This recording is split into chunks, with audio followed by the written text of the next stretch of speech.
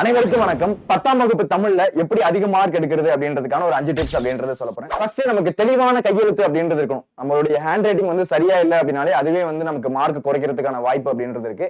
ஏன்னா திருத்துறவங்களுக்கு நம்மளுடைய எழுத்து அப்படின்றது தெளிவா புரியணும். அதனால வந்து உங்களுடைய கையெழுத்து தெளிவா இருக்கா அப்படின்றத நீங்க ஃபர்ஸ்ட் பாத்துக்கோங்க. ரெண்டாவது டிப் என்ன அப்படின்னா சீரான இடைவெளி அப்படின்றது ரொம்ப முக்கியம். அதாவது வந்து ஒரு எழுத்து மேல இன்னொரு எழுத்து எழுதுனீங்க அப்படின்னா அது பாக்குறதுக்கு நல்லா இருக்காது.